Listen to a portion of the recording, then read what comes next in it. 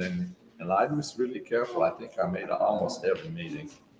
And he actually called me, well, Kent's our city. Bonnie, I don't know if you can hear us here at Garden City Hall, but if you can you please confirm? And then, so when I retired, he asked me if I'd come and do this.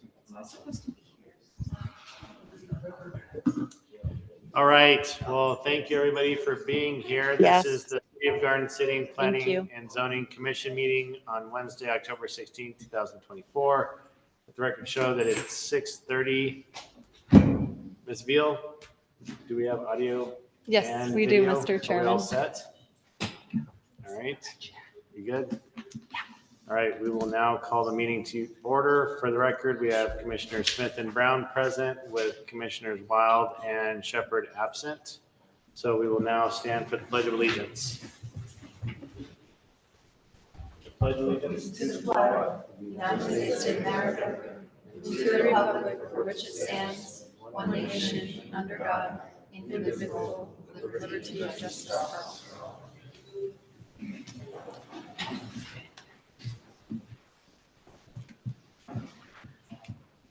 All right.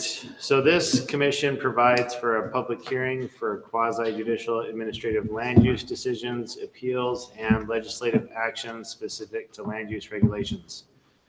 The format for the public hearing will follow the following procedures.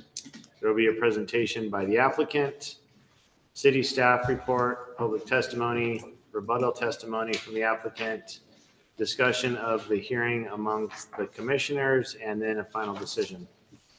If you wish to give public testimony, there are some general rules to abide by. No person shall be permitted to speak at the public hearing until the person is recognized by the chairperson to do so. The commission will not address those who speak out of order. If you have questions, you may ask them during your turn at the public testimony, and the applicant can then respond during the rebuttal, or the commission can ask questions of staff during its discussion. If you would like to speak, there are sign-up sheets over on the table. Please fill out a sheet so that we know that you would like to speak. I will also ask if there's anybody in the audience who is here to speak, just in case there is a miss at the sign-up sheet. When you do come to the podium, please state your name and address for the record. So at this point, we will go ahead and get on to the changes to the agenda. Ms. Thornborough, any changes that we have to the agenda? Chairman, none by staff. Thank you. Okay, thank you. We'll move on to the consent agenda. We have 3 items on the consent agenda. The first is item A. It's approval of the minutes from September 18, 2024. Item B is CPA FY 2024-0006, Plan Unit Development. This is the amendment to the PUD process, and this is for a continuance to a date certain of November 20th, 2024. I believe, Ms. Thornborough, we are going to be discussing this as the work session. Is that correct? And Chairman, that is correct. Okay, thank you. And so we will discuss that later on today, but it won't be until the November 20th date at the earliest, unless we decide to move that to another date certain. Correct? Chairman, correct. Thank you. And then we have item C, CPA FY 2024-007.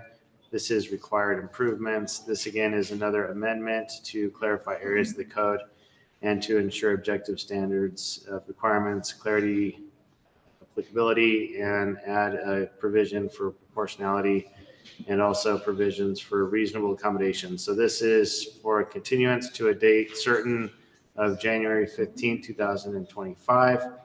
That makes up the consent agenda. At this time, there are no other items that we would entertain moving to the consent agenda. So I will entertain a motion. Mr. Chair, I move for approval of the consent agenda consisting of the minutes from September 18th, 2024, and CPA FY 2024-6, continuance to a date certain of November 20th, 2024, and CPA FY 2024-7, continuance to a date certain of January 15th, 2025. Thank you, Commissioner Smith. I would second that. A motion by Commissioner Smith, a second by Commissioner Brown. Any other reasons to discuss these matters? All right, hearing none, I'll take it to vote. All those in favor say yes. Yes. Any noes? The yeses have that. Could you state that Yeah. Okay.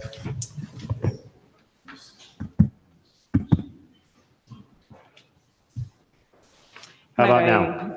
Okay. All right. All right, moving on from the consent agenda, now we will move on to new business. Item A, CPA FY 2024-004 buffers. This is ordinance 1050 and making amendments to multiple sections of the code. At this time, we will have this will be a public hearing. And so there'll be a brief introduction, and then we will hear from the public, and we will hear from city staff at the end of that. And then it'll move on to a discussion amongst the commissioners. Again, if you've signed up, it looks like we have one person that signed up. If anybody else would like to speak, please sign up and we'll get you on the list to speak.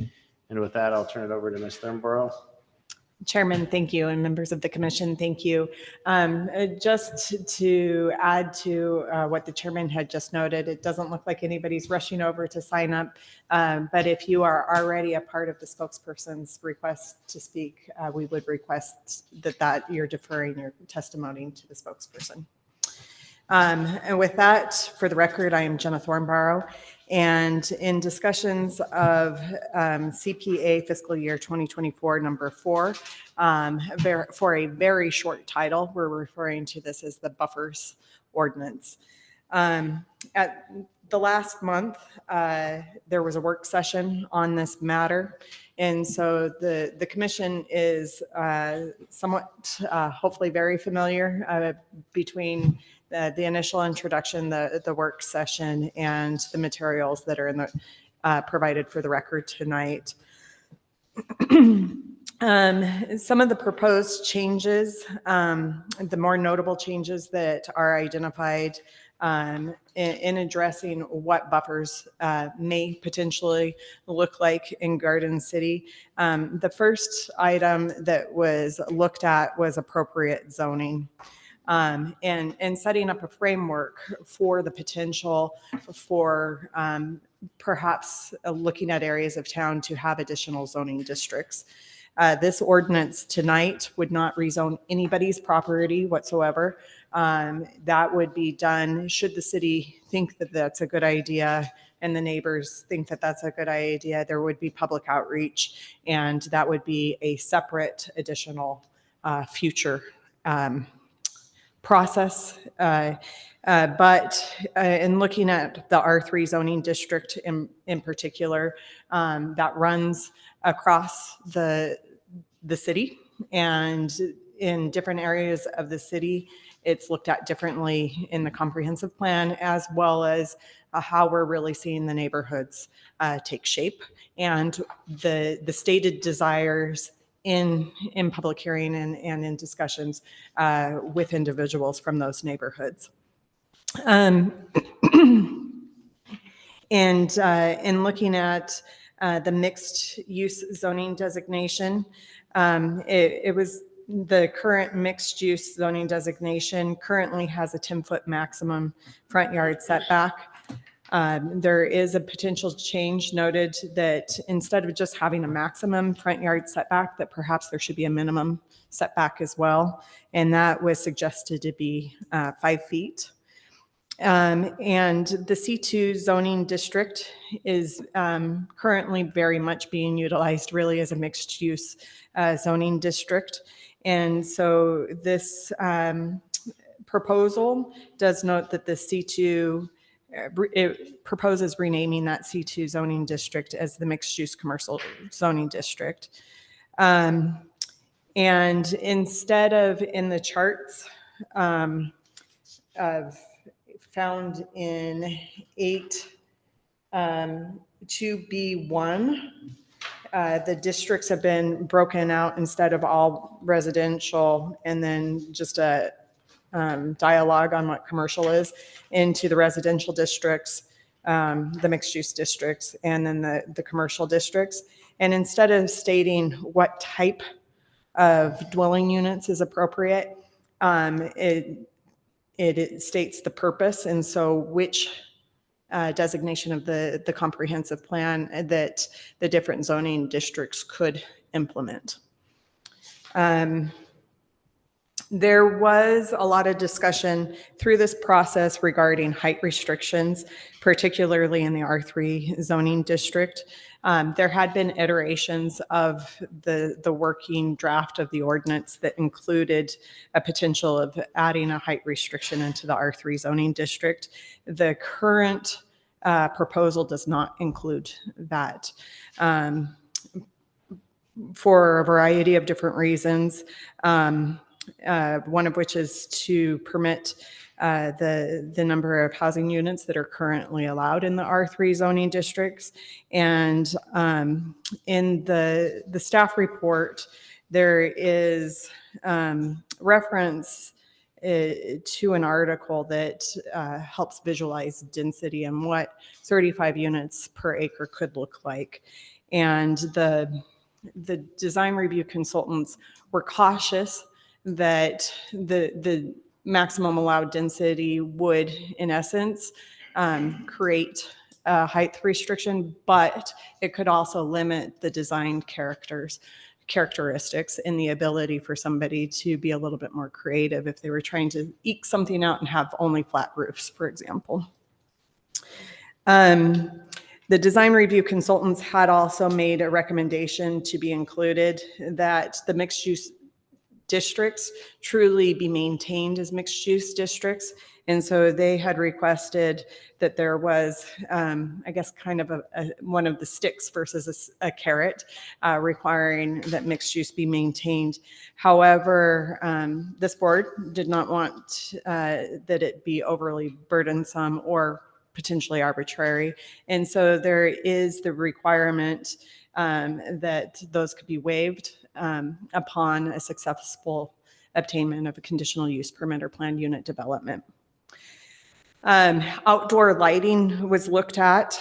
Current code does note that the design of parking areas shall minimize the trespass of lights from motor vehicles on adjacent properties and rights of way.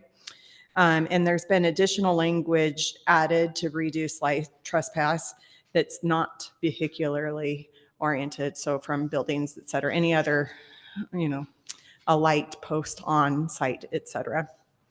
There have been new language addressing the impacts of fences and retaining walls on adjacent properties. Setbacks have been clarified, as well as how setbacks may interact in frontage on the nature path and the green belt. And then transition areas between zones was an item of discussion as this went through the process. The design review consultants did not recommend that there be additional requirements where two zones are adjacent to each other. And this current draft does not have language aside from other design provisions such as perimeter landscaping and visual privacy standards that would specifically address when there are two zoning districts adjacent to one another. And so there aren't transition areas between zoning districts. However, I want to clarify for the public in particular that does not mean that there aren't provisions such as trees, design, et cetera, intending to address transition zones between uses. Again, in the setbacks, there has been concern noted within the city that housing may not be appropriate adjacent to arterial roadways. And currently in the C1 zoning district, that is required to have a conditional use permit. That has been maintained, but there's additional language discussing that housing is only appropriate adjacent to arterials when careful attention is provided for safety and livability, including connections, sidewalk connections, et cetera.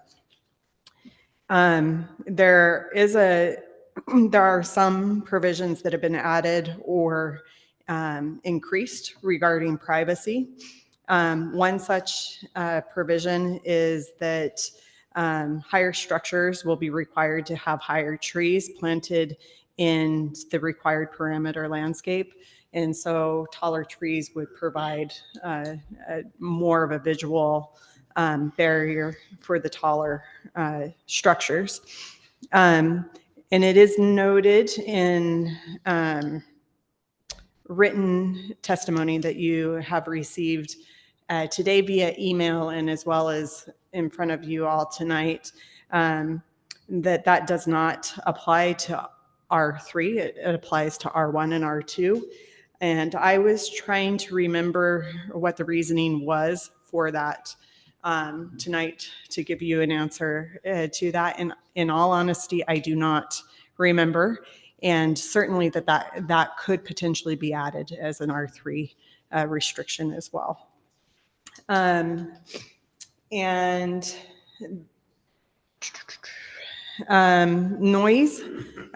was discussed as well. Garden City Code 81C3J notes that noise and vibration no noise or vibration shall be permitted to disturb normal conversation and or sleep on adjoining properties. So that's already in code, as well as the Garden City Police do utilize the disturbing the peace state statutes as well when addressing noise. So there has been no additional noise provisions added specifically in this code at this point in time. And with that, there is written public comment. It was late. Certainly the hearing procedures, if you haven't had time, do allow you to not include that as part of the record. And if it's not included as part of the record, the maker that wrote this could read it into the record tonight. But it is up to you whether or not to include the written comment. And staff would ask that you note if you're including the written comment tonight, just so we know clearly for the record. And with that, I stand for any questions. Thank you very much. Any questions for Ms. Thornborough? I have one on the trees. So the addition of the class 3 trees, if we were to extend that to the R3 zone, I'm looking at the comment. I did read the written comments, but I thought it was a good point that could create problems with the 5-foot setback because that wouldn't be enough space. So if we were to add that tree requirement to R3, would we also then have to increase the front setback in that zone? Thank you, Chairman, Commissioner Smith. One thing that I had thought about in that comment and reading the comment myself was the potential to add language, noting that trees that are planted in the perimeter area, providing that buffer, would need to have enough space to achieve mature growth. And so where those trees are acting as a buffer, there would need to be an additional setback. Okay. Provided that is your recommendation tonight. So. Okay. With that, I wouldn't want to create a situation where we're internally inconsistent. And I can just imagine a situation where we say you need to have class 3 trees, but then a developer saying, but the little chart says 5 feet setbacks. And, we sort of have that. Do you think it's sufficient to have it in the tree section without adjusting the setback table?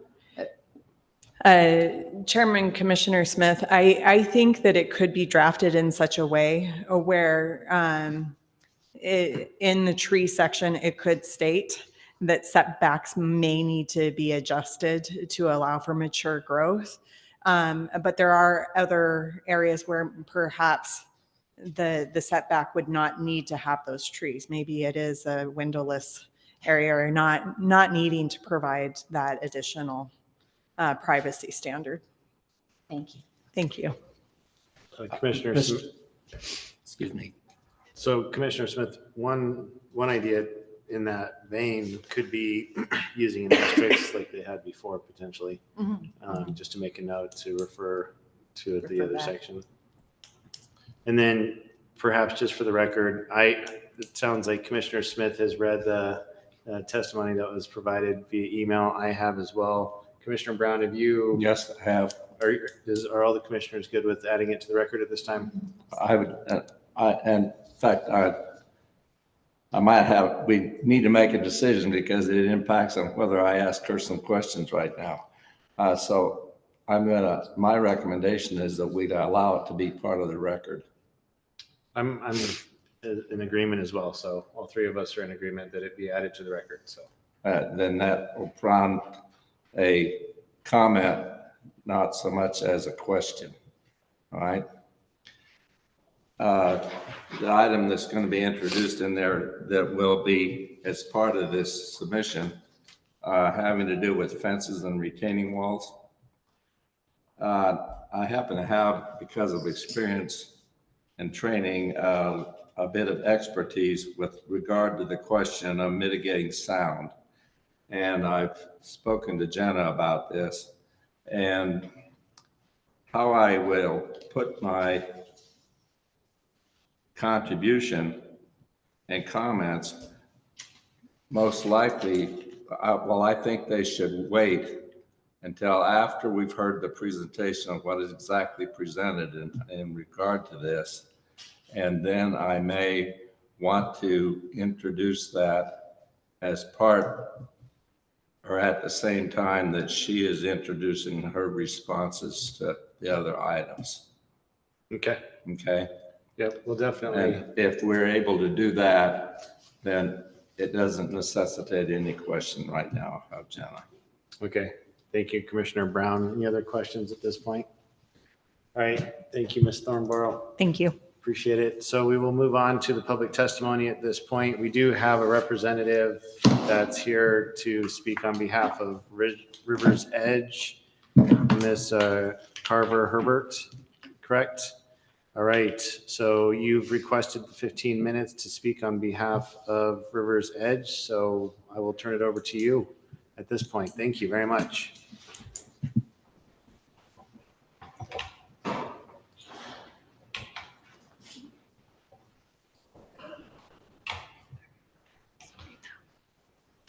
Thank you. Hi, I'm Wendy Carver Herbert. I live at 8515 West Atwater Drive in Garden City. And so in addition to representing the River's Edge subdivision, I'm also speaking on behalf of the Willowbrook subdivision and a number of individuals who have signed my spokesperson's form who are from other subdivisions other than these two. So thank you for accepting my written testimony into the record tonight. It will save you and myself from having to read 15 minutes worth of a letter. So since you had a chance to look at it, I really wanted just to be able to provide a little additional background, some additional context about some of the thinking that goes into our request. The main thing that we really, really want to desperately try to hang on to is at least returning that 45-foot height restriction as it was with R3 zoning back in prior to 2015. You've had the opportunity to understand our concerns and how this all arose by zoning changes, or not a zoning change, but basically a text change that took R3 zoning, removed the height restriction, and it dramatically increased the number of dwelling units that were allowed from 10 units an acre to 35 units an acre, a 250% increase. And the challenge that we face as neighbors who lived in this part of the city is nobody really knew that that took place. And some of this started to come to light back in the 2018-2019 timeframe, when we were facing the potential of a 4-story multifamily development, and several of those buildings were within 15 feet of our property lines. And I happen to be one of the property owners of which that was going to be bordering. And we were successful in actually getting that project denied the first time around. But what happened is we had some additional tools in our toolbox at that point in time because the Boise River overlay was in existence. And it actually allowed some additional restrictions per se, and it also required the city council's approval of any development that was over an acre and along the river. So as a result of that, we were able to get that project denied, and then as a result, the developer had a conversation with the mayor and said, what's it going to take to get this project approved? And the mayor basically said, you need to go talk to the neighbors to get this worked out. And the point that I bring this up tonight is that was an advantage that I think that we had at one point in time, and is an advantage that is no longer exists. That if you take a look at the zoning for zoning's face value, and particularly with the way that some of the design review processes have changed a little bit, that if a developer puts forward a project that requires no variances and meets the basic requirements of the R3 zoning, there's very little that can really be done. As a result of the work that we were able to do with this developer, they were, I have to say, incredibly commendable, because they came up with a plan that I would say has made this development palatable and livable to be able to live next door to and share a property line with them. Some of the things that they brought forward, or that we had talked to them, was putting in the fencing in terms of it was impervious to the light and could help tamp down some of the sound that was there. The creation of the structures between our predominantly single story homes, what could be done, and they proposed garages as buffers along the majority of the perimeter. There were about 5 homes that they were not able to accomplish that because of drainage issues, and that may potentially be an issue that we could run into in other parts of our area because we have a lot of drainage and canals. But they were able to put in those garages. They also came up with an innovative design where the buildings that were facing our property lines were only 2 stories in height. And on the other side of the building, still one single building, they transitioned up to a 3-story, but none of those sight lines were into our backyards. So as a result of that, as well as some other things, I mean, we asked them about the trash cans because these big, huge, loud, clunky trash receptacles were originally designed to be close to our property lines. They actually moved that to within their development and then made that incredibly more livable. Although I can tell you, I can wake up about Saturday morning hearing them go crunch, crunch, crunch because of them picking them up. As a result of all the research that was done for that particular project, that's where a lot of this information about what happened in 2015, how it happened, and how it transpired came about. And it's as a result of that work that I had conversations dating back as far as 2019 about the real need to be able to try to address our code to be able to be more reflective of the neighborhoods that are identified in the comprehensive plan and the future land use planning act. If you take a look at the zoning map that's up here on there, you can see that the R3 zoning, actually there's a much more, a good portion of that R2 is all completely developed.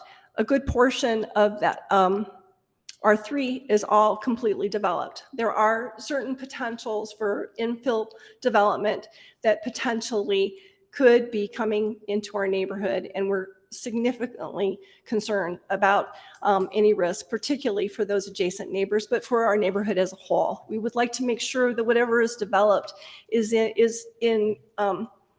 more congruent with the design and the look and the feel of the existing neighborhood.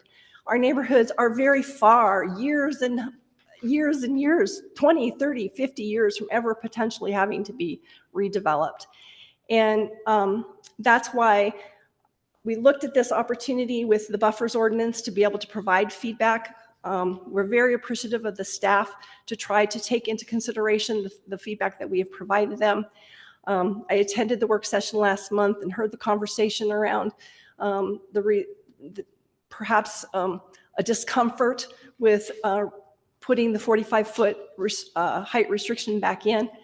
But what I can tell you is I know and I believe through a lot of the work and the research that I've done and talking with other land use experts, it is absolutely within the power of a city to be able to make that kind of a change. I can tell you that a significant number of people had no idea when that decision was made in 2015 that potentially changed the entire look and feel, could potentially change the look and feel of our neighborhood. So if there was no worry or concern about those people, about us back at that time frame, I'm not so sure why there should be such great concern over the fact of doing something as simple as putting back in the 45-foot height restriction. Ultimately, if I were to really go to ground on this, I would ask you to put that density back to 10 units too. And maybe that may be a bridge too far.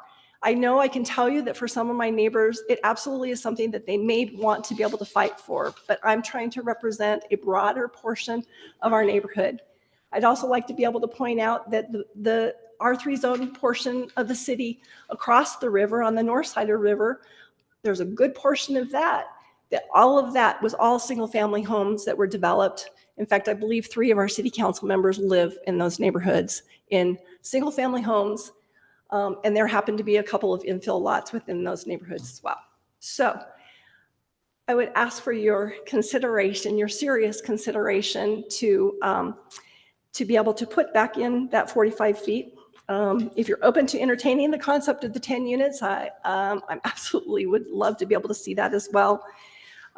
Obviously, I've highlighted some other recommended or questions or changes to some other portions that are already written within the ordinance, but that really provides the context of the goal and what we hope to accomplish. Thank you very much. Any questions for Ms. Carver-Herbert? Commissioner Brown? Mr. Chairman. Hi there. Excuse me. Keep knocking this thing. I know. So thank you very much for your presentation and also for providing us this written document. It's helped me a lot. I want to sort of jump to the chase, and I want to address the issue on fences and retaining walls. And very specifically, with regard to the idea that if you can design a fence that would mitigate sound, right? Are you aware of any studies or anything that would support the requirement for doing that? Well, as I can tell you, I said mitigate. That didn't say eliminate. Elimination would be very, very difficult, but there are different types of building materials that are certainly much more effective at trying to tamp down sound, particularly at the ground level. We were successful in getting the developer to put in the concrete block fencing. And I would tell you, for a few of the neighbors, they were kind of uncomfortable about that concept because there was fear that it was sort of going to feel like maybe they lived inside a prison. The type of block that the developer chose, along with a top cap, actually it looks relatively attractive, and it has really made a big difference. I can tell, obviously, the other screening methods that they used in that particular development have gone a long way in helping try to tamp down some of the noise as well. But certainly the concrete block fencing is one alternative. So you're saying in effect that the fences that you would want, beside being impervious to light, so you can't see, right, is that they would appear to mitigate, I didn't say eliminate, obviously you're not going to do that, the sound effects also, is that correct? Yes. I'm going to, later on, when Jenna gets up and discussing your stuff, I will be saying a few more things about this. Thank you. Thank you, Commissioner Brown. Any other questions? Commissioner Smith? Not a question, but just thank you for the very thorough written document. It was extremely helpful and well organized and very much appreciated. Thank you. Yeah, thank you very much. Appreciate it. Thank you. No questions. Ms. Thornborough. Chairman, members of the commission, I will stand for questions. I think that might be the easiest thing to do at this point in time. Commissioner Brown. So I'm going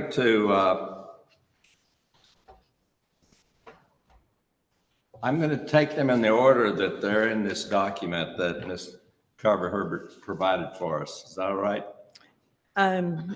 Yes, but Chairman Commissioner Brown, before we do, it does look like there is a request for additional public testimony. All right, we Via probably Zoom. got to do that first. All right, so it looks like there is someone on Zoom. Is there anybody else in the audience that would like to speak that hasn't signed up? We didn't receive any other sign-up sheets in the audience. Okay, I'll take that as no one in the audience would like to provide public testimony. It looks like Bonnie's iPhone does have a hand up. So Bonnie's iPhone, can you please announce your name and your address for the record, please? Good evening. Thank you, commissioners. This is Bonnie Layton. I reside at 5561 East Hoot Owl Drive in Boise, Idaho. And I'm also a property owner in Garden City. So thank you for your time this evening, and thank you to staff for their work on this, on the revisions to this ordinance. As I'm looking through here, let me see if I can pull it up on I just had a couple of questions for Jenna, possibly just to confirm. My questions are related to the C2 zone being changed from general commercial to a mixed use commercial. And let me just get to that section real quick again. I apologize. I was scanning through here.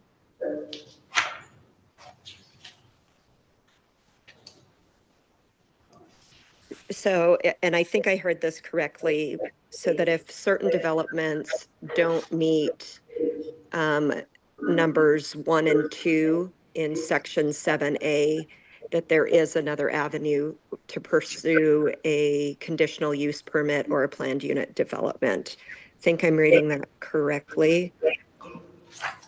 And then the other thing would be, so in section 7A1, the last sentence, if I could just maybe get a clarification, the calculation shall not include the required components of the residential uses, such as parking or open space for the dwellings. Now,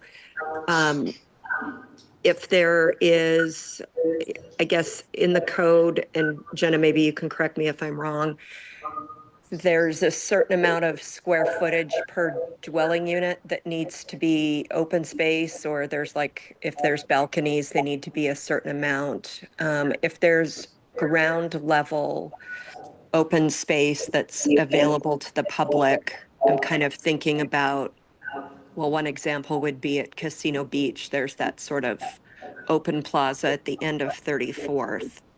Would that open space count towards that calculation, or would that be excluded?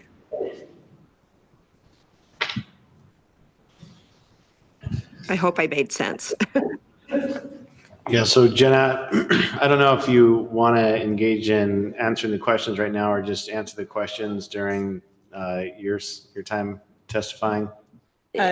Chairman, if Ms. Layton has concluded her questions, I'm happy to address that. If she has additional questions, I'll take note and answer during rebuttal. Yeah, okay. Yes, sorry about that. Yes, thank you, commissioners. That, I guess my question should be directed to you and for staff to respond. And then the only other thing is just the development contains more than 50 dwelling units and a density of 20 dwelling units. So I just wanted to be clear on that as well, but I think I'm reading it properly.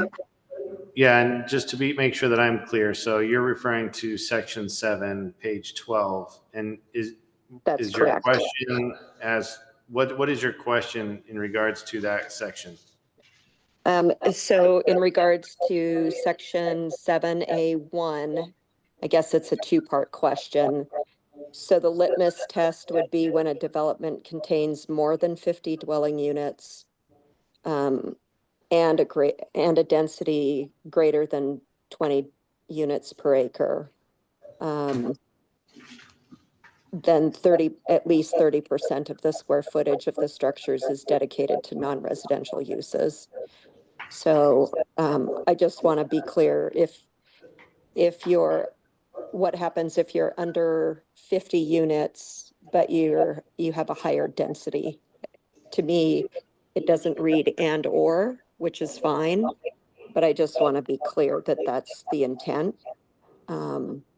That it's 50 dwelling units and a density, as opposed to 50 dwelling units or a density. And then the second part of that is just if there's an open public space, say ground level, that's open to the public, like there is in Casino Beach, does that count as, is that allowed to be included in the calculation for kind of not the non-residential space? Because it says calculation shall not include required components of residential uses such as parking or open space for the dwellings. But I could see in certain instances like Casino Beach where maybe there was some additional open space that went above and beyond, and then that could be part of the calculation of the 30% requirement. Okay.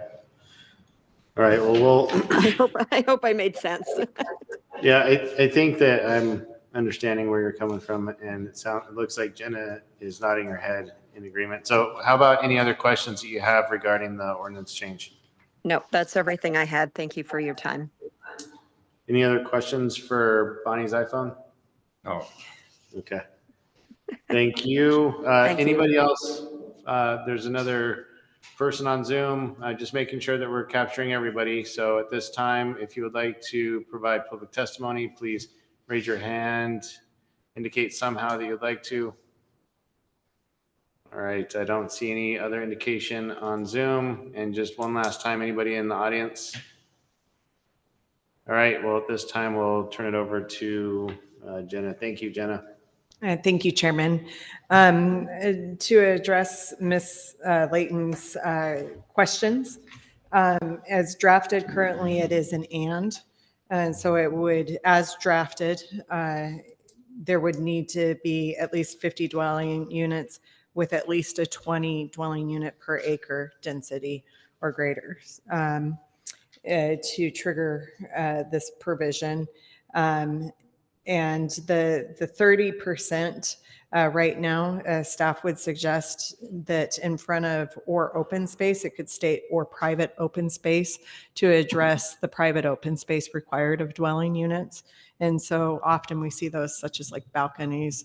Some developments will do community gardens or something where they have a private spot that's dedicated, but there is a section of code that requires both private open space as well as common open space. And so again, staff would suggest perhaps adding that private.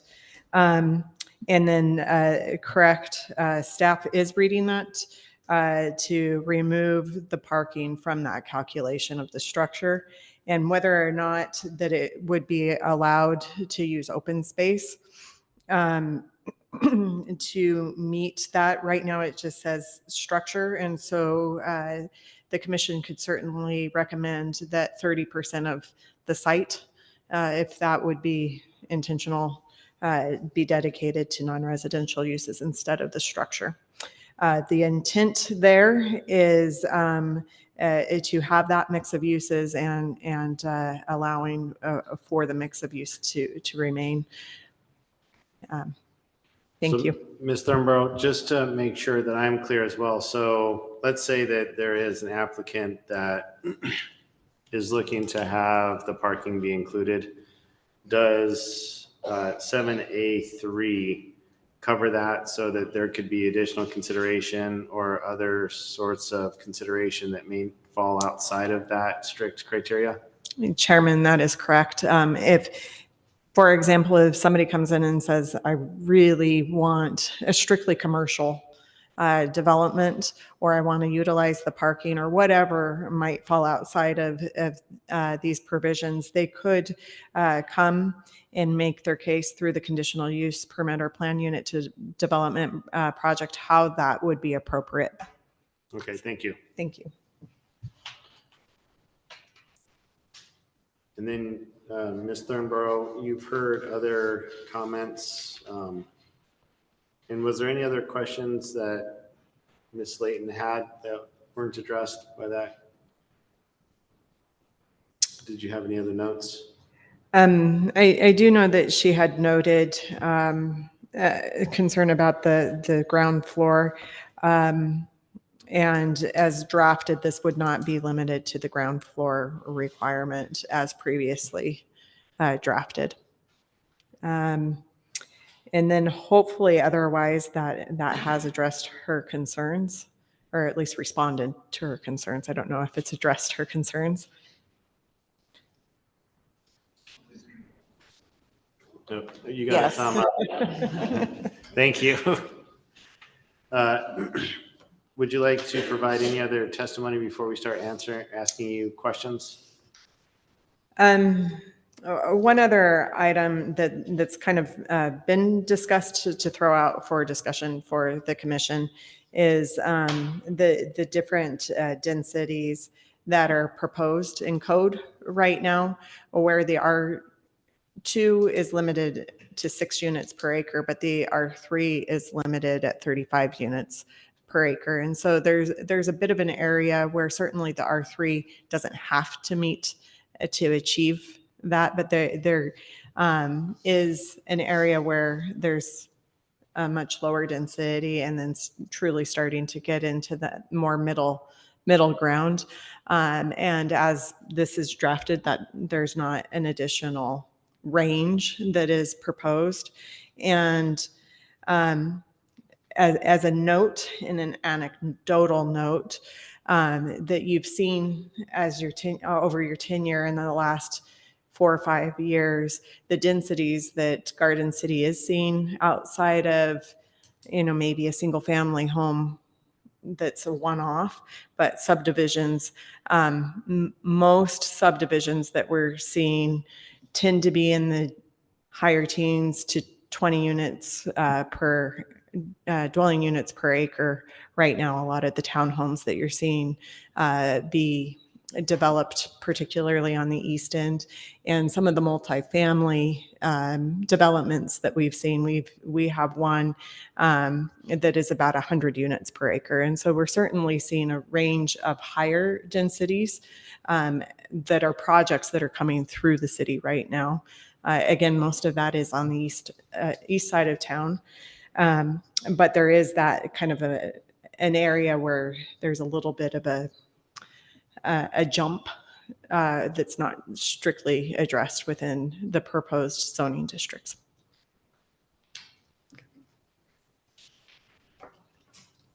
Anything else before we start asking you questions? No, thank you.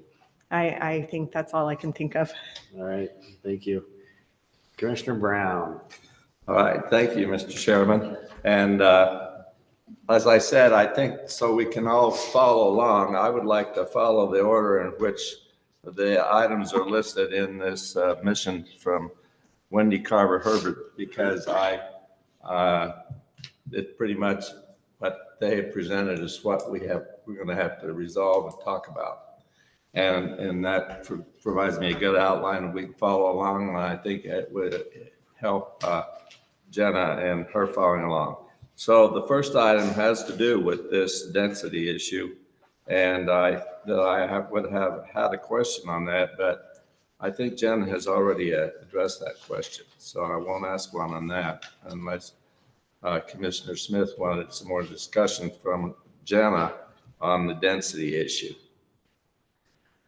I did have a question on that. Would you like me to ask it now or wait until you're finished. I would think if we went along with this rather than jumping back, it would fine with me if it's if I were with you. Yep, that sounds good.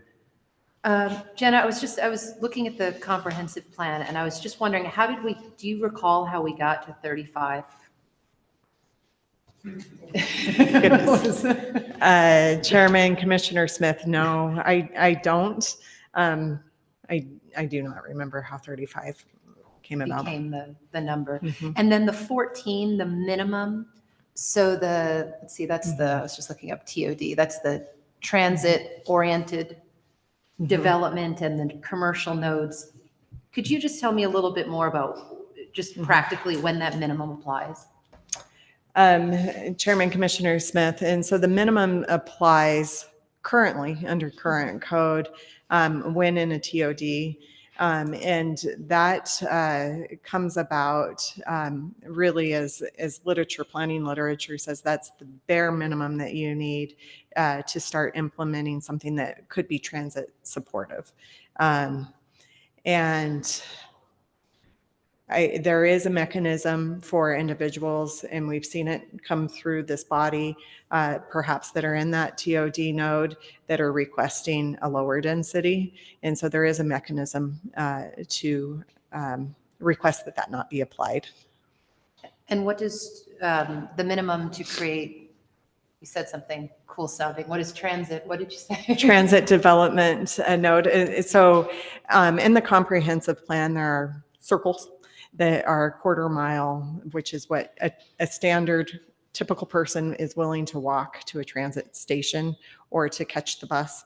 And those circles on the comprehensive plan are what are reckoned back to encode as the TOD or destination locations. And in order for a bus to function in a TOD node, the literature that was utilized in the drafting and reviewing what those densities should be states that a bare minimum of 14 unit per acre to support that transit, to have enough users. Enough people on the bus. Mhm. Okay. Yeah. Thank you. Thank you. All right, then that would take care of number one. So that moves down to the second item, which is titled form standards. And this is the issue of the 45-foot maximum height, which at one time was in an R3 zone, but it's been taken away, as Jenna mentioned. So Jenna, I would like for you to address that issue and I guess once again explain what the thinking of the design review consultants were with regard to eliminating that requirement.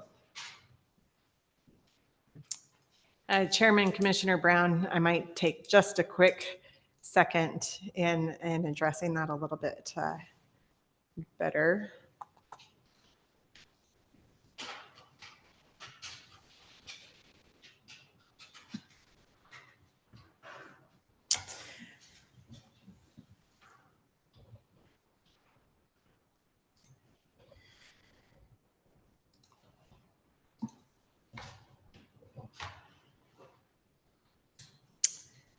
Chairman, Commissioner Brown, these are visuals that are provided from a referenced document in the staff report that is visualizing density. And so you can see, for example, this development is 27 dwelling units per acre.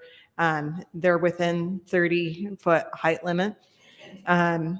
And then here's another development, what it looks like at 34 dwelling units per acre. So the maximum that's currently in the R3 zoning district. I guess that doesn't have the height limit that's discussed. And then here's another development that's at 36 dwelling units per acre. And so these are the images that anecdotally are kind of showing what that density looks like. In discussions with the design review consultants, and what the density might look like, what they wanted to be careful of is if somebody was trying to do a development that they didn't try to squeeze in additional units in a building and limit their design capabilities. And so maybe not have any architectural features on the roof, et cetera. And so that's where there was discussion about not implementing that height limitation, where the density itself would limit what would be built.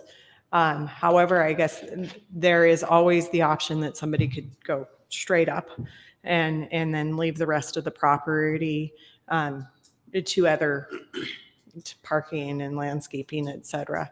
And so without the height limitation, there is the ability for a design like that to potentially occur.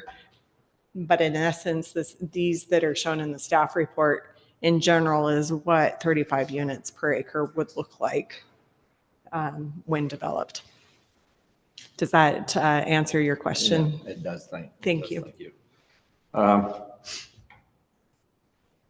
Commissioner Smith, did you have one on that one? I have a quick one on that. So Jenna, if we, in theory, one way to come at that issue is if we reduced maximum density, we wouldn't necessarily have to touch height because the density reduction would naturally cap the height, but still allow for prettiness on top.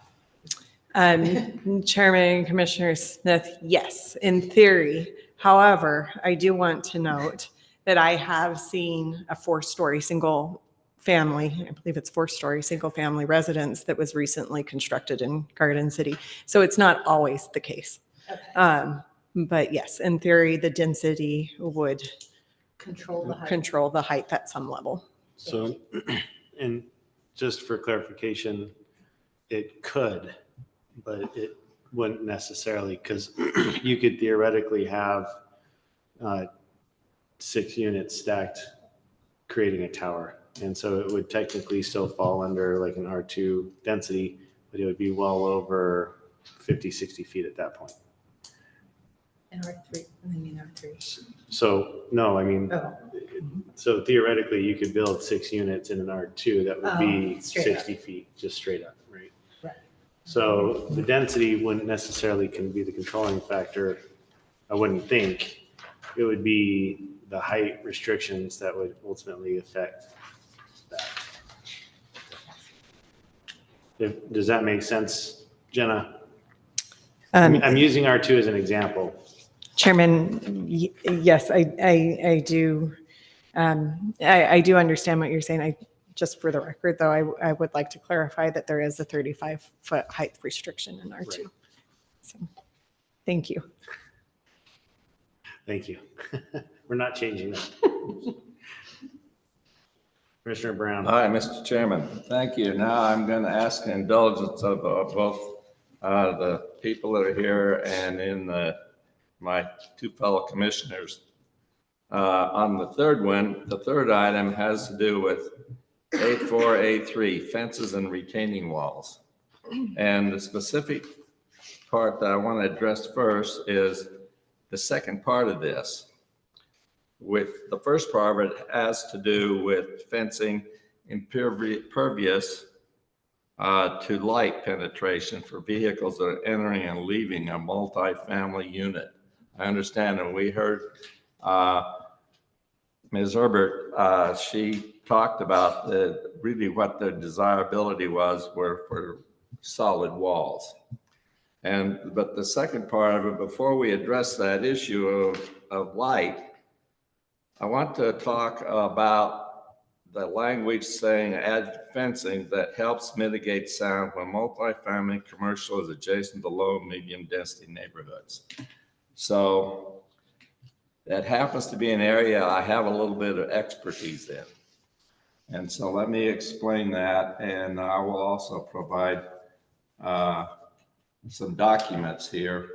And first one, I'm going to provide a copy of this document and talk it to the people that are in there at primary to Ms.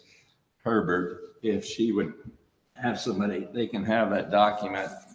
And there's a copy that Jenna can put in.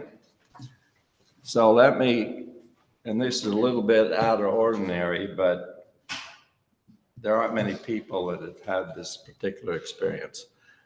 So I'm a licensed professional engineer in Idaho. And for 17 years, I was the manager of engineering at the Ada County Highway District. And as part of my role, in May of 2007, the commissioners there asked me to do a study and prepare a document for them having to do with explaining why the highway district did not require or design sound mitigation walls on local projects, and why they was not necessary to consider those. And most of this was based upon my studies of a Federal Highway Administration document that was put in place as a result of federal rules that traffic noise from traffic had to be considered in federal projects. And that's still the law. And that resulted from and that was put in effect, these documents and these studies were done in 1996. This particular document, which I'm certainly not going to go through all of this, but essentially what it concludes is that sound walls in local environments on local streets are not only not effective, but they're not practical. And here are the reasons. When you study the sound made from traffic, vehicles, trucks, cars, and those kind of things, sound walls do not have any effect on when the traffic is the speed of the traffic is less than 35 miles per hour. And that certainly applies to all of these emphases that would be applied. The second thing is, and I'm going to quote from this, from some of my conclusions, noise barriers, which is what we're talking about putting in place, something that would mitigate for noise, do have limitations. For a noise barrier to work, it must be high enough and long enough to block the view of a road. Noise barriers do very little good for homes on a hillside overlooking a road or for buildings which rise above the barrier. A noise barrier can achieve a 5 dBA noise level reduction when it is tall enough to break the line of sight from the highway to the receiver. And then it goes on to say, to avoid undesirable effects, a good rule of thumb is that the barrier should extend 4 times as far in each direction as the distance from the receiver to the barrier. Openings in noise walls for driveways, connections, intersecting streets, etc., destroy the effectiveness of barriers. And this explains why in cases where you have these situations, they are not utilized or practical for use in an urbanized area. So, and there's a lot of other information in here. So what does happen is the following. These studies, if you look into them, people report just like Ms. Herbert reported. If, in fact, you interrupt the sight, the ability to see, people, when they're asked questions, does that mitigate the sound? It does. People answer that it does. It makes it quieter. But if you go and you do a bunch of tests and you test this, what it actually does, it doesn't do anything. But people believe it does. So what we really should be talking about here is the issue with regard to the site visibility. Because, so what I'm saying is, I do not believe that we should be putting something in here that says that we're not doing it because it will not mitigate sound. That doesn't obviate essentially what I think that they're talking about. What they're really talking about is the sights that they see from that. And so what I'm saying is I don't believe that we should modify this regulation so that it puts any kind of a requirement that somebody would have to do something to mitigate sound. Now, that's a different question from what I think they're essentially getting at, and that is the seeing of the light and the fact that what you can see. And so that would be my position, and that's my comment. So that leads me to a question that I want to ask Jenna to answer, please. I would like for you to address what they say, and it's both on this site, and it also has to do with the following on one, which says, add language to address drive aisle design which avoids light penetration in adjacent homes. That's the same thing. If you build a fence, whether it was on the perimeter or a fence that was on the drive aisle that went through it that stop light penetration, it would stop sight also, and would take care of what I think we could possibly do. So I would like Jenna to address that as an answer. What are your thoughts on that, Jenna?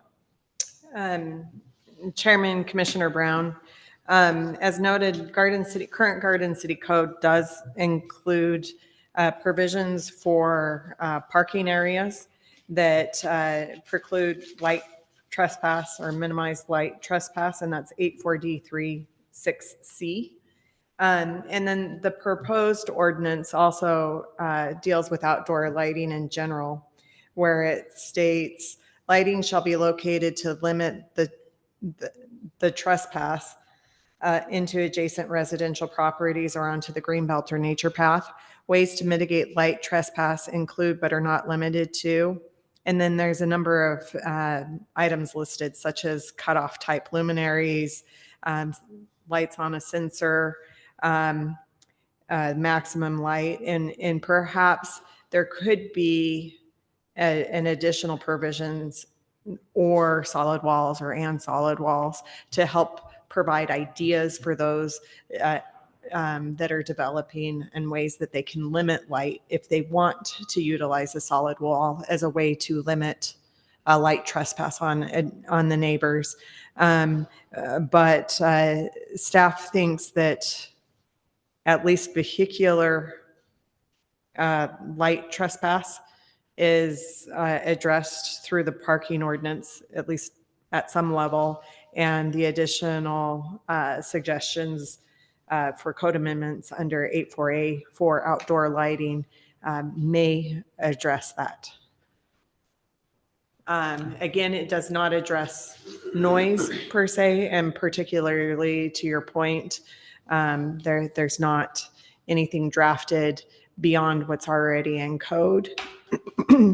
Again, which is the police department does utilize the disturbing the peace state statute, as well as there is provision saying that there can't be disruptive noise under property maintenance standards. And it might take me a second to read that into code that currently exists, where you can't disrupt normal conversation.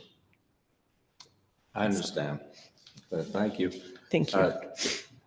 Did Commissioner Smith have an additional question on this? I was just going to ask quickly, Jenna, I was thinking in the comments that are coming up next about visual privacy in R1 and R2, and there's a request to extend that to R3.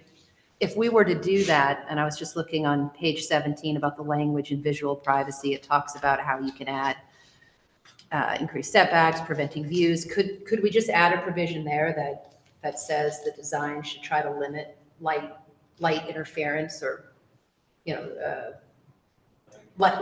however we want to phrase it, but could that be a good spot, assuming we considered extending that into the R3 zone?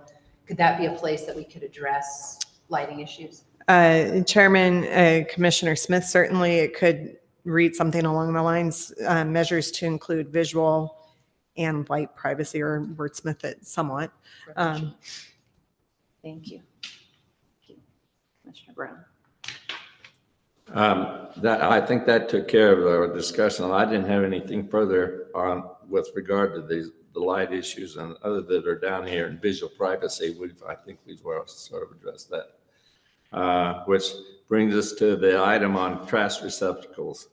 And there, if I understand that the proposal is to put some kind of a rule in here that the trash receptacles would have to be on the interior of a multifamily and commercial development if it was adjacent to a low and medium density place. In other words, if it was adjacent to a R1 or R2 density residential area, then they would have to have some other additional constraint. Jenna, would you please respond to that? Chairman, Commissioner Brown, there are a number of items that are working through in different code rewrites right now, and not as requested in the public comment here, but dealing with how trash and refuse is collected is something that is penciled into the required improvements ordinance that's coming in January in front of you. Certainly, if you'd like to see it specified in this code, talking about adjacent development, we could take a look at that. The required improvements is discussing about not allowing it to go out onto the street, et cetera, where we are seeing some developments conflict a little bit with Republic Services, where they may have a number of refuse containers that are going out to busy roads, being placed in bike paths, sidewalks, et cetera. And so addressing that and working with Republic Services is slated for the required improvements, but we could take that and bring it into this ordinance as part of the discussion, and also address how it is addressed in respect to adjacent developments and adjacent properties. If we did that, that wouldn't, if we did something like that, though we don't know what's being developed, that wouldn't specifically, it's going to have something more generic than being a specific prohibition, though I'm putting it around the peripheral as opposed to the interior. Is that correct?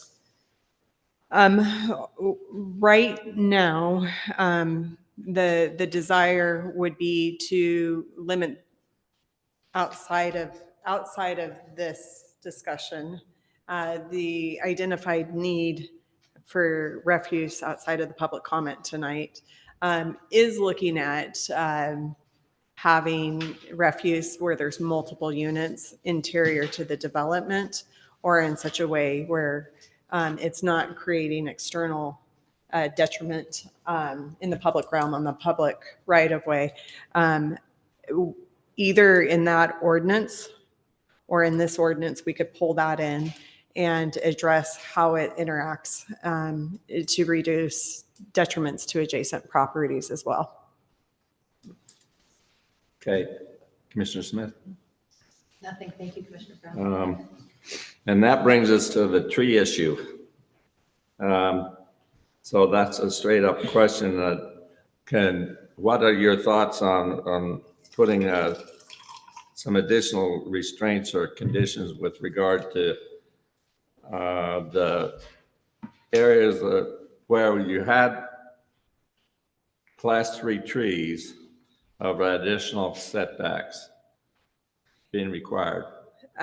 Chairman, I think that it would be an easy write-in, perhaps in the setback table, is just an additional note saying not all setbacks can always be achieved if there are requirements, and then we could add one of the requirements that the mature spread needs to be allowed.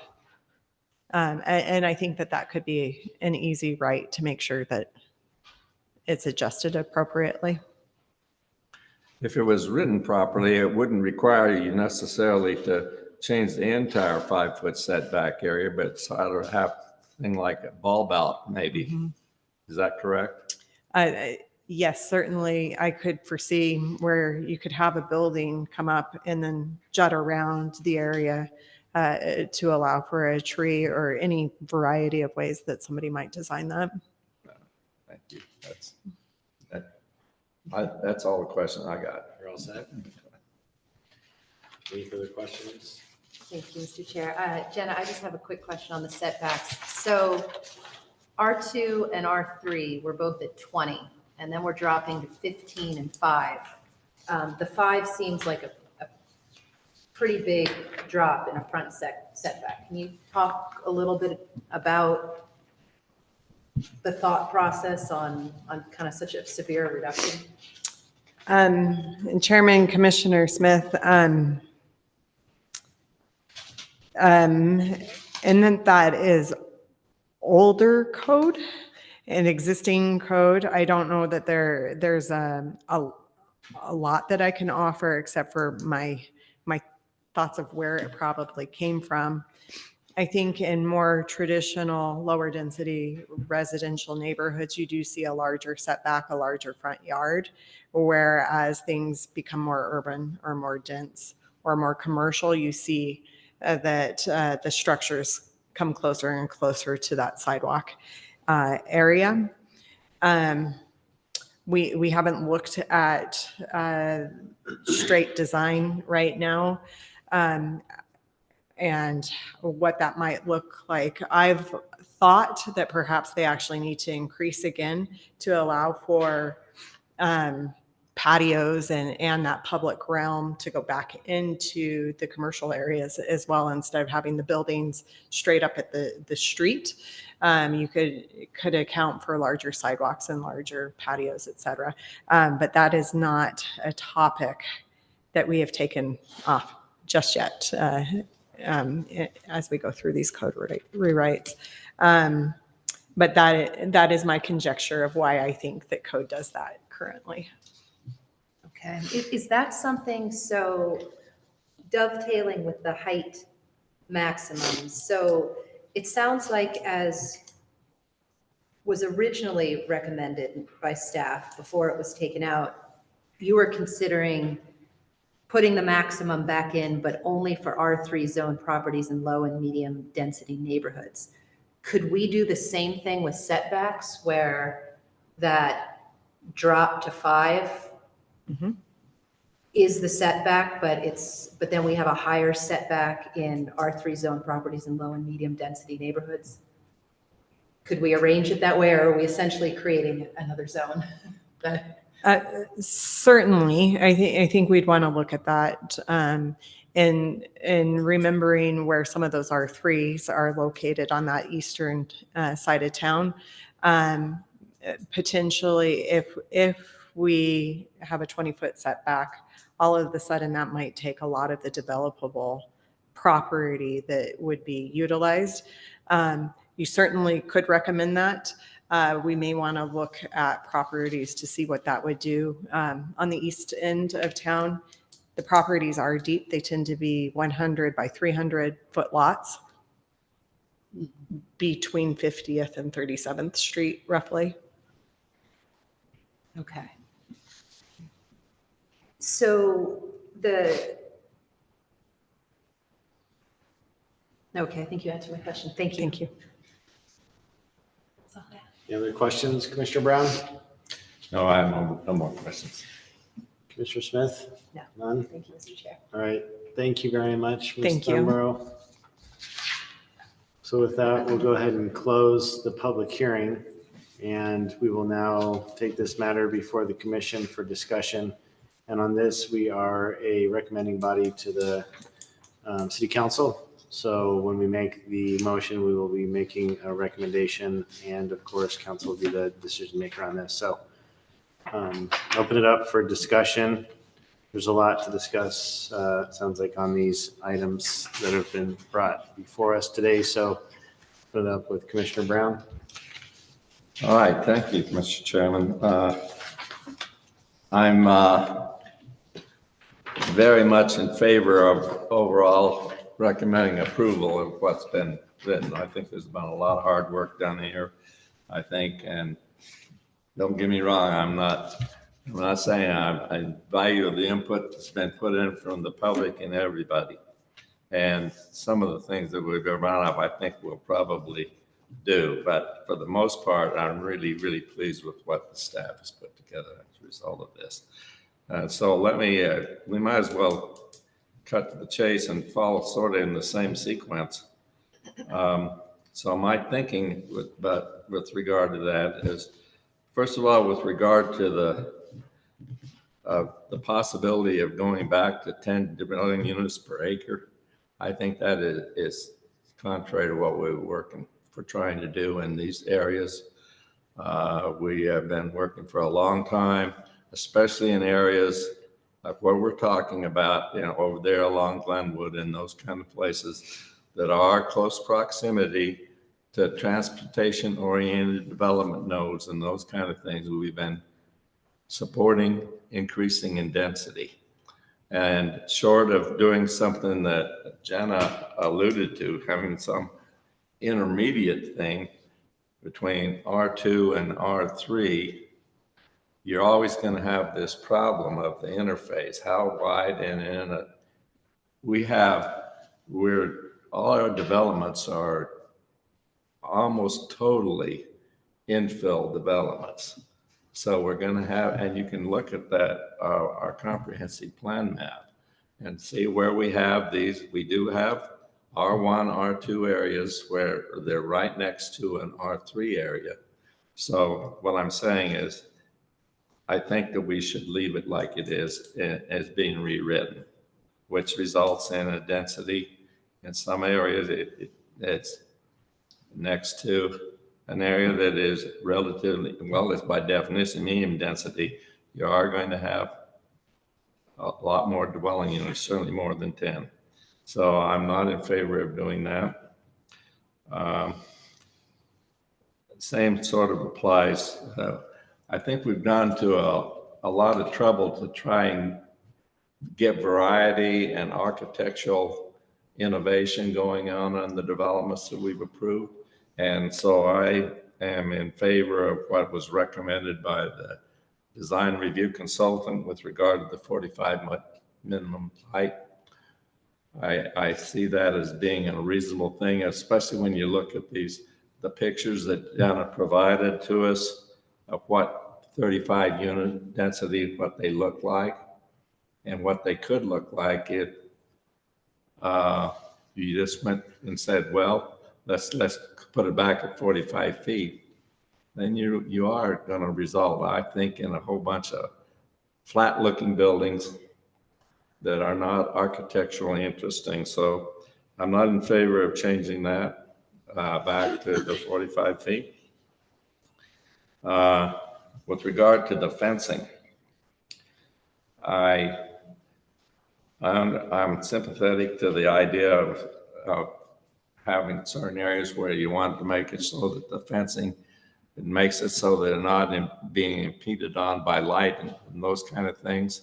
As I already indicated, I don't think we should put any language in there that requires additional mitigation of fencing and stuff, or using fencing because for mitigating sound. It's something that it's not effective. It's not practical. I'm convinced of that. So that shouldn't be in there. We don't want to add that. I'm not exactly sure. I'll be interested to see if we can talk about what language we might want to do with regard to light beyond what is already in there. I'm not so sure that to some degree what we already have in there is already mitigating that to some extent. That regards to the light penetration in adjacent homes. I sort of think that the way it's written is already adequate.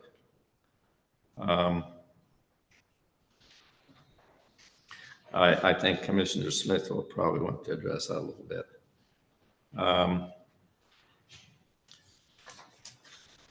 The trash receptacle one.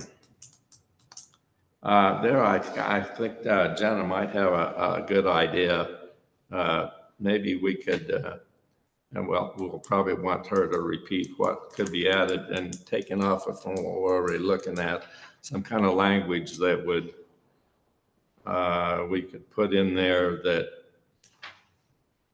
that said that in areas where you were putting in a development in a area adjacent to low and medium housing, that we have some kind of language similar to that, that said that the trash receptacles and that would be so located that they would not visually or impact on the adjacent neighborhoods.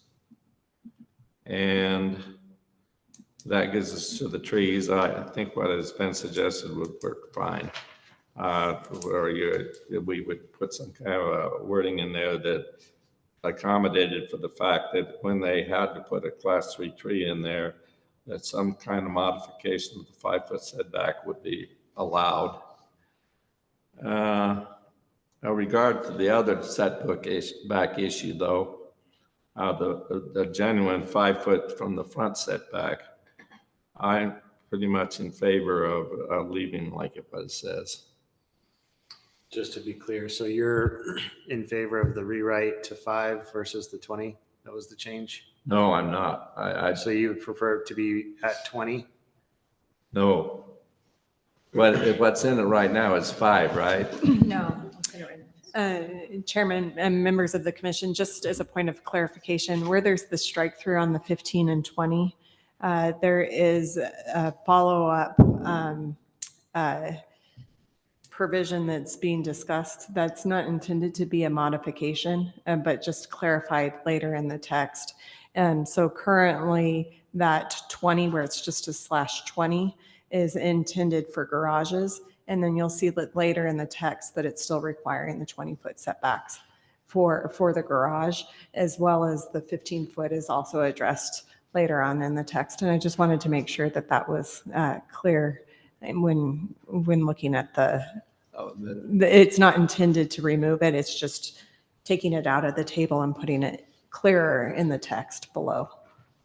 Oh, then that's in the case, that's, I think, what we ought to do.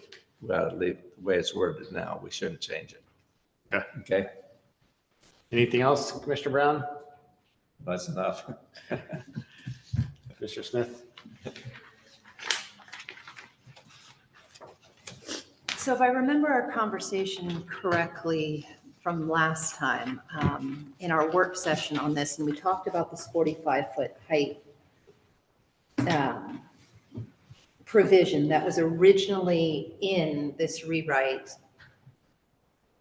If I remember our discussion correctly, we talked about how no one was asking to have it back. And so we weren't going to put something in that no one was asking for, but now people are asking for it. So I think that squarely puts it back on the table. And I think it was originally drafted well by staff. And I understand, and I think the visuals were really helpful, that it creates potentially this compression, but I think my thought process is that we had 10 dwelling units per acre and we had a 45-foot height restriction.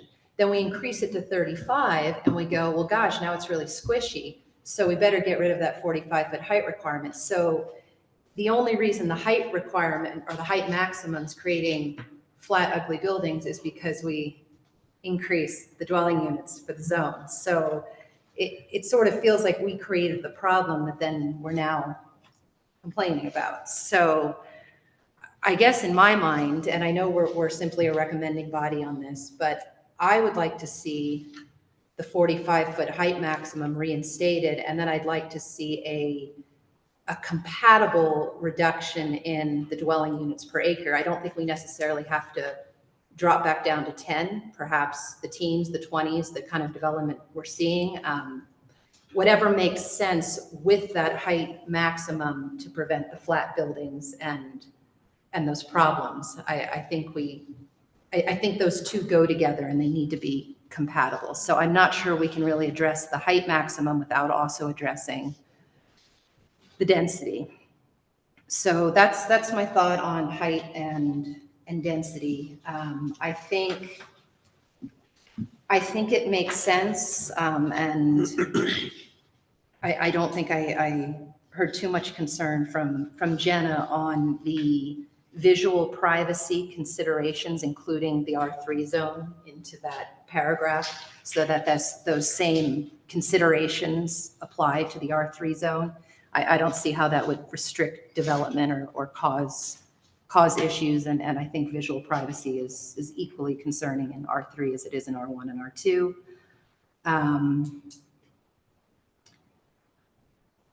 I think the trash receptacles issue is going to be sorted out in other ways, and I'm not sure that's really necessary here, so I'm somewhat indifferent on that. And I'd like to see, I think, sort of along what I said before, if we add the R3 zone to the visual privacy provisions, I think we can just add a bit that takes into account blocking light, and that the developer just takes that into account and there were some suggestions, trees, walls, fences. I'd like to leave that flexible because it will depend on the development, but at least put it in there for developers' consideration and our consideration when they come before us with their plans.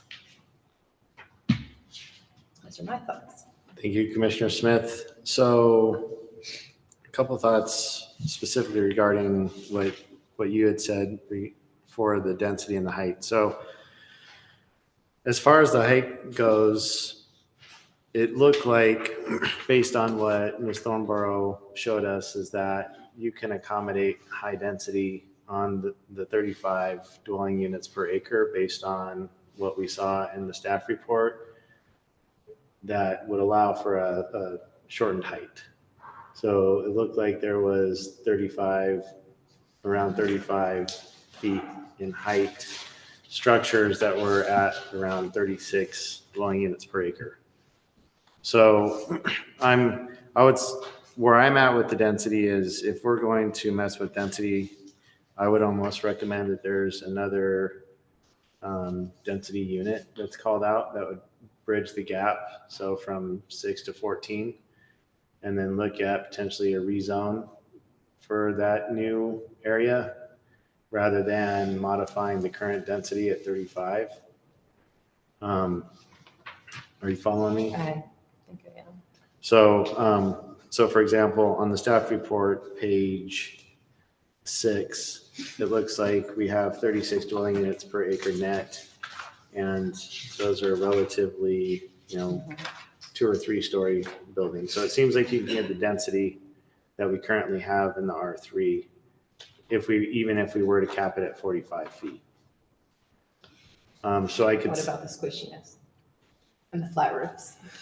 And I would have to look in the ordinance on the squishiness. I think that it's up to the developer if they want to limit it based on a height restriction, because I also think that it would be silly to have a tower just in order to get density. So I think that I don't think that the height restriction is unreasonable. I'd rather reduce the height and have a developer be sorted out on site. However, the density is probably more of a problem to me, because I think that there is a gap and that there could be different ways to look at the density to cure that rather than reducing it through this ordinance. That's fair.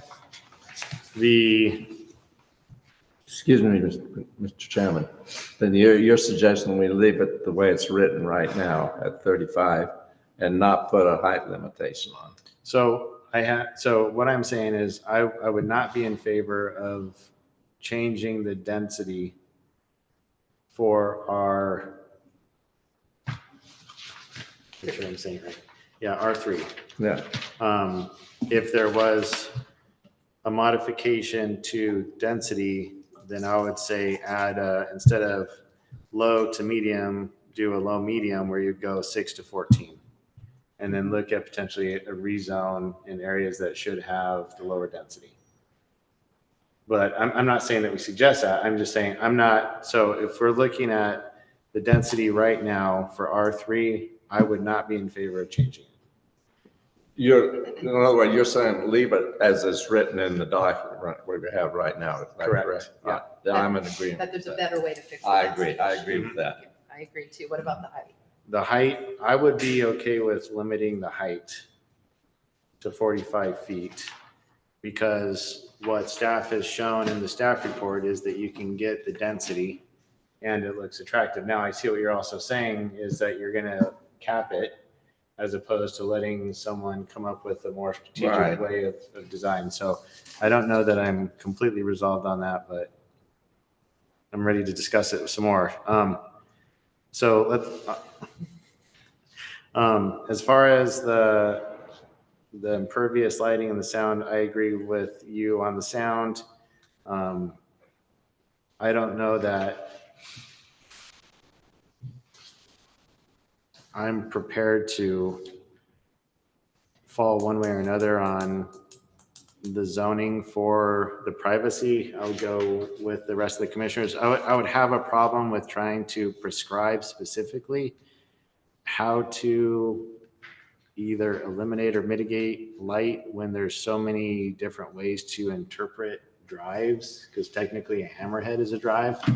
And now you're talking about different ways that light's pointing, that I just don't know that you can cure that completely. But if there was a way, like you're saying, to potentially just have some sort of language that allows for mitigation of light penetration or trespass, then I think that makes sense. Huh? Commissioner Brown? So No, get I agree developers with thinking about you. it. I agree with you. I agree with the trash receptacle. It sounds like that's going to be sorted out in another discussion. And then the landscaping, I agree with both of you that if we had some language or an asterisk in the setbacks, that'll allow for flexibility when it came to a class 3 tree for setbacks, then that would work. What if on the height restriction, what if we set it at 45, but then allowed for an additional, I don't know, 10 feet for architectural interests? So the building's capped, but then you add a little more if they want to put, I don't know, spire or something pretty on it. Would that be a compromise that?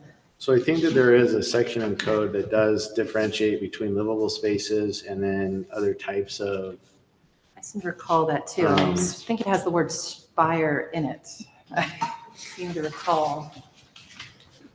I believe you are correct. Yeah, so I believe it's on page 8 under the exceptions to height area identified in table. So it's F. There we go, yes.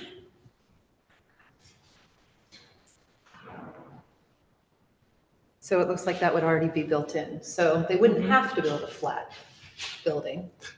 They would have to want to. They've got, well, then, I'm interested in something like that. I could say, what is exactly does it say that you can have in addition to the height of the building that doesn't count? Right. A spire or steeple, belfry, cupola, chimney, parapets, and roof access structures such as stairs or elevator shafts. I'm not sure what a belfry or a cupola is, but I'm sure they're architecturally interesting. Or special roof. For example, you could, that doesn't, what I'm thinking about, think of the pictures that she had rather than a flat roof. Suppose you had something like that, there's some kind of wording you took away, or architectural featured roofing. You understand? Yeah, I think if we added, I think, yeah, something. You like understand that. what I'm saying? Yes, So allow that- for the roof line to have an architectural feature in it that wasn't exactly with the top of the top floor of the building, right? Yeah, so I think that this, in essence, covers it. So F1, the maximum height limitation shall not apply to the following architectural features not intended for human occupation. So I think that that's really the deciding factor, is the human occupation.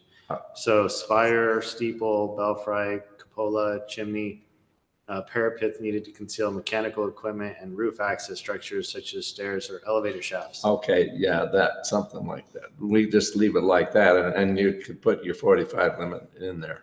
So when it says such architectural features shall have a maximum height limit of 20 feet as measured for the roof line. So I'm Sure. guessing that the roof line establishes the human 45. occupancy, and you can go 20 feet above that, Sure, which wouldn't allow for occupancy in it, but it would allow for architectural features. sure. And a bell throw is a Absolutely. structure with I'm, bell I'm end. good with that.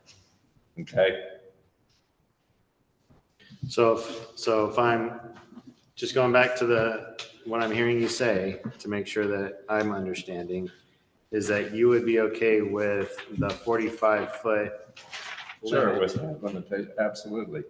and as it applies within F1, that allows for an additional 20 feet of some sort of architectural feature. Sure. I think we're sort of in agreement, It's really close. right? Mhm. 45 foot. I hope Commissioner Smith is getting ready for making a motion. I think I can. Mr. Chair, on the adding R3 to the visual privacy provisions, without changing the provisions, but just adding R3 as a zone, is that? Yep. Okay.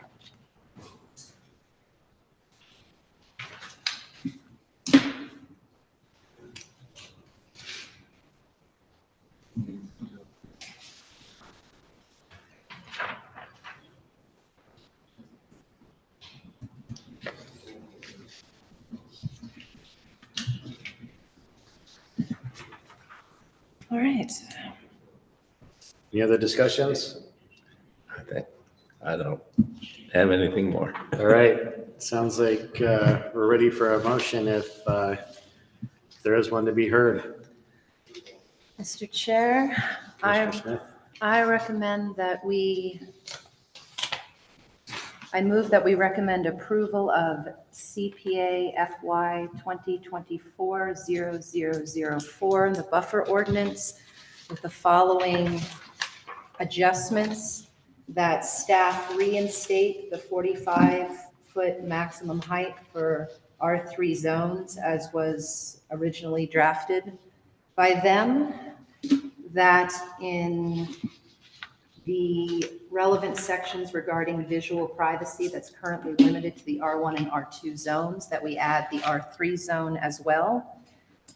And then in the perimeter landscaping section regarding the addition of class 3 trees, that an asterisk or a provision that setbacks may be adjusted to accommodate class 3 trees as appropriate. Thank you, Commissioner Smith. I have a motion from Commissioner Smith. Do I have a second? I second. I have a second from Commissioner Brown. Any further discussion on this matter? All right, then we'll take it to vote. All those in favor say yes. Yes. Yes. Yes. Any noes? No noes? The yeses have it. So we will be recommending this as per the motion from Commissioner Smith. Thank you very much. Thank you, everyone. So at this time, we'll be moving on to item 7, which is a discussion that's a work session for CPA FY 2024-0006. Are the commission and staff ready to move on, or is there any request for a break at this point? I would like just a 10-minute break. Okay, if we can have a recess for 10 minutes, we'll re-adjourn at 8:22. Thank you.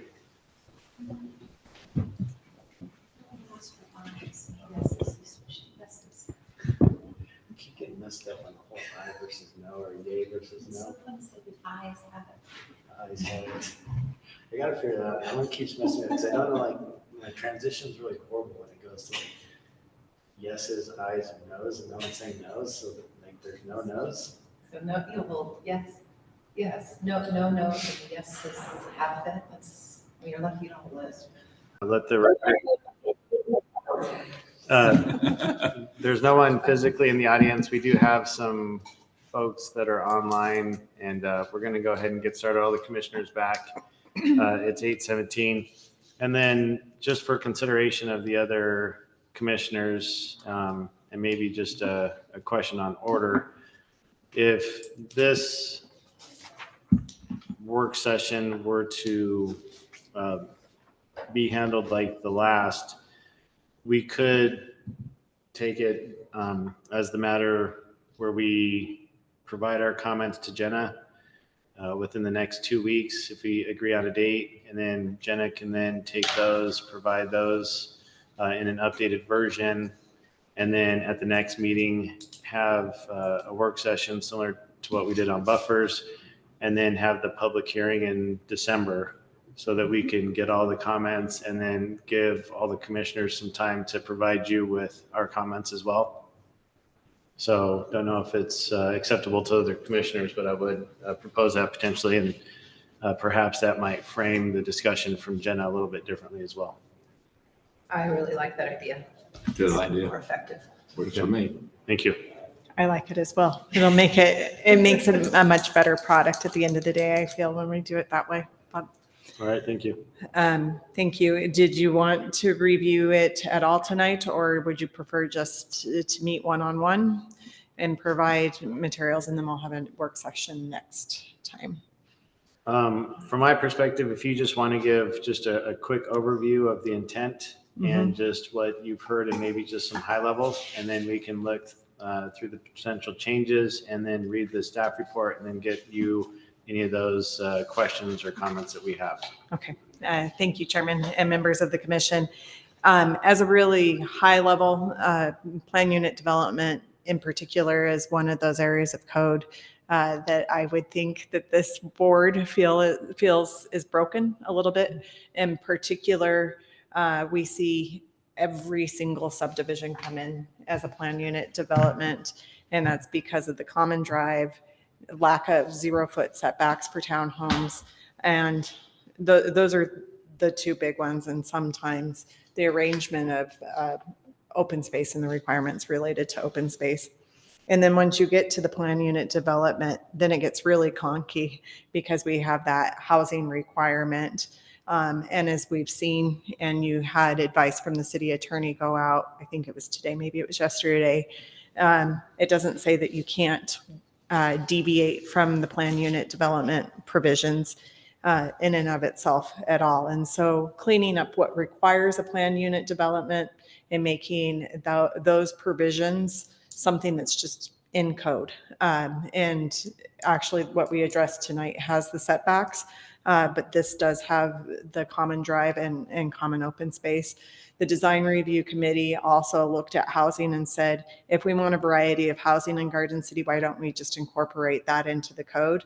And so moving that into the general provisions of the code, architecturally, as well as perhaps floor plans after a certain number.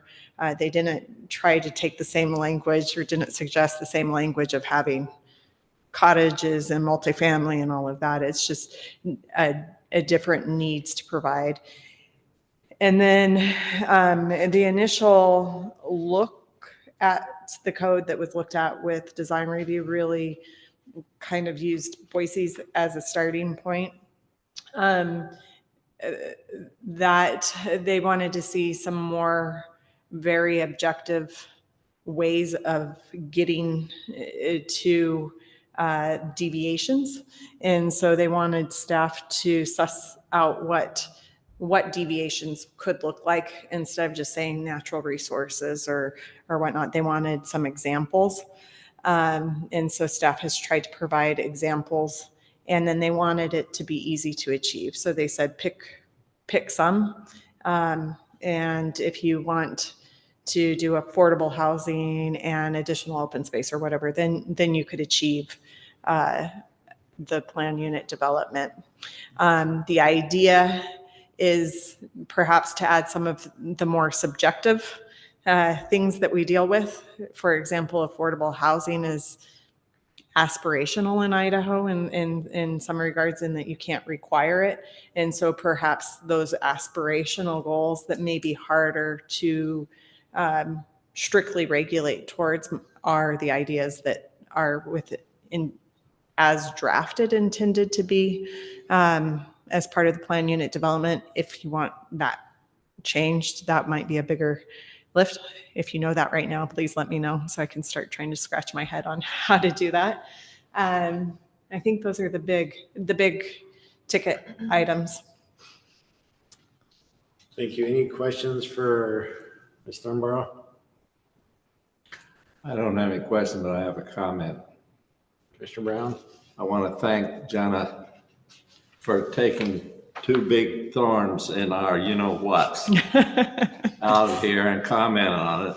Number one is the ridiculous requirement at setting it at 10 houses, that having it set it at 20 where you want to get some kind of variety and stuff requirement. I think that is excellent. And number two, eliminating all of that language about housing types. Near as I can tell, that's totally gone, which is wonderful. That has been a thorn long before either or you guys were on this board that we had to deal with. And we've had many discussions about it, so I want to thank you. And beyond that, I'll go ahead and look at it more in depth, and I'll see if I see anything else that but Thank you. Good job. One question staff had, in that we're already addressing densities and setbacks and height limits to where I believe the city wants them to be. It's hard to find incentives to be the give for the take. And if anybody has good ideas for incentives to make it more attractive, to try to implement maybe some of the things that are harder to implement for developers, I would be open to knowing that as well. That's been a hard thing to think through. So. That sounds good. And then, so moving forward, what would be a good date to have comments to you by? Would the end of the month be too soon for the commission? Let's have that as a goal, October 31st. And then would it be possible for you to send out an email, since Commissioner Shepherd and Wild aren't here, so that they can be updated on this? Yes, absolutely.